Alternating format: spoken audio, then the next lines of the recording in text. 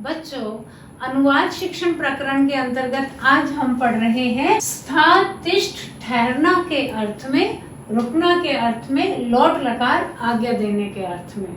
ठीक है बच्चों, वही अपने तीन पुरुष, प्रथम पुरुष, मध्यम पुरुष तथा उत्तम पुरुष, एक वचन, द्विवचन तथा बहुवचन। स्था तिष्ठ लोट लकार, तिष्ठतु तिष्ठताम तिष्ठन्तु, तिष्ठ तिष्ठतम तिष्ठत, तिष्ठानि तिष्ठावे तिष्ठामे। संस्कृत बहुत सरल है। भवादी गण की सभी धातुओं के रूप आज्ञा लोट लकार में इसी प्रकार चलेंगे। अब हम इसे कर्ता के साथ पढ़ते हैं। सह तिष्ठतु तौ तिष्ठताम ते तिष्ठन्तु, या सा तिष्ठतु ते तिष्ठताम तः तिष्ठन्तु, या फिर रामः तिष्ठतु रामौ तिष्ठताम रामः तिष्ठन्तु। वह रुके, यह आज्ञा देने के अर्थ में है। वह रुके, वे दोनों रुके, वे सब रुके, यह आज्ञा दी जा रही है बच्चों। He must stay, both of them must stay, they must stay। मध्यम पुरुष जिसके केवल तीन कर्ता होते हैं। त्वम तिष्ठ, युवाम तिष्ठतम, यूयम तिष्ठत। तुम रुको, तुम दोनों रुको, तुम सब रुको। यहाँ पर यह आज्ञा दी जा रही है बच्चों। ठीक है, तुम रुको, तुम पढ़ो, तुम खेलो, ये आज्ञार्थक वाक्य है। तुम रुको, तुम दोनों रुको, तुम सब रुको। You must stay, both of you must stay, you must stay। उत्तम पुरुष, इसके भी बच्चों केवल तीन कर्ता होते हैं। अहम तिष्ठामि, आवाम तिष्ठावे, वयम तिष्ठामे। अहम, आवाम, वयम, त्वम, युवाम, यूयम। इन 6 कर्ता को छोड़कर शेष सभी कर्ता के साथ प्रथम पुरुष की क्रिया का प्रयोग होगा। ठीक है, तो अहम तिष्ठामि, आवाम तिष्ठावे, वयम तिष्ठामे। मैं रुकूं, हम दोनों रुके, हम सब रुके, यह भी आज्ञा है। बच्चों याद रखो, कभी कभी हम अपने आप को भी आज्ञा देते हैं। कैसे? मैं रुकूं, मुझे अब रुकना है। मैं पढ़ूं, मुझे अब पढ़ना है। तो ये आज्ञार्थक वाक्य होते हैं जिसमें हम आज्ञा देते हैं। मैं रुकूं, हम दोनों रुके, हम सब रुके। I must stay, both of us must stay, we must stay. तो ये तो हुआ हमारा बच्चों स्था तिष्ठ लोट लकार आज्ञा देने के अर्थ में धातु रूप।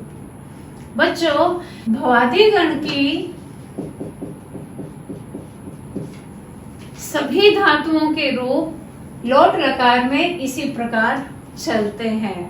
अब आप कहेंगे मैडम धातुएं तो बहुत सारी है भवादी गण में, तो हमें कुछ महत्वपूर्ण धातुओं को समझ लेना है। जैसे याच धातु, याचतु, याचताम, याचन्तु, याचे, याचतम, याचत, याचानी, याचावे, याचामे।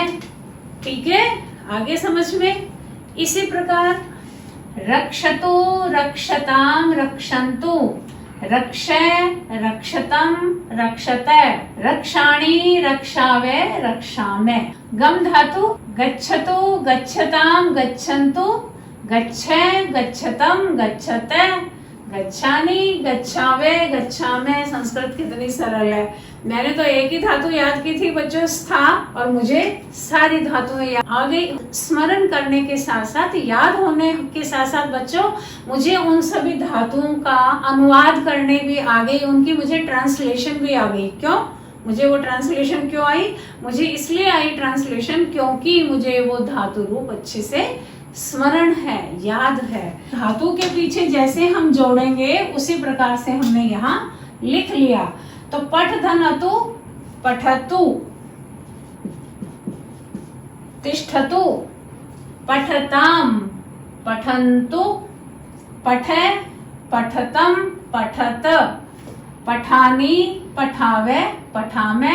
हमें बच्चों व्यंजन और स्वर इन दोनों का संयोग करना है और कुछ नहीं करना है, ठीक है। तो संस्कृत बहुत सरल है।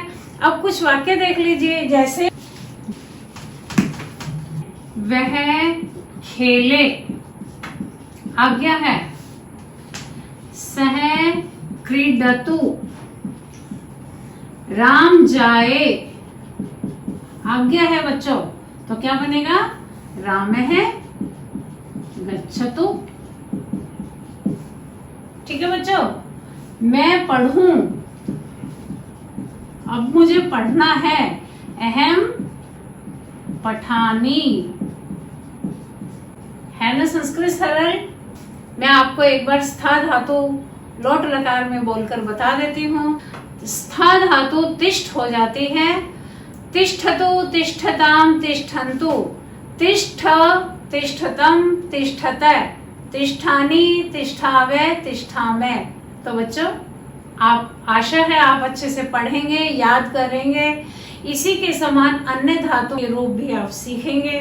और बच्चों संस्कृत बहुत सरल है। मैं आपके लिए हूँ। मैं चाहती हूँ मेरे बच्चे अच्छे से पढ़ें, सीखें। यदि कोई भी संस्कृत को पढ़ने समझने में आपको समस्या आए तो आप मुझे कमेंट्स में जाके कमेंट्स कीजिए। मैं आपको उन सभी प्रश्नों का, आपकी समस्या का निवारण करूंगी। थैंक यू बच्चों। पढ़ो, बहुत अच्छे बनो, अपने बहुत अच्छे बनो, यही मैं आपके लिए शुभकामना करती हूँ। Thank you.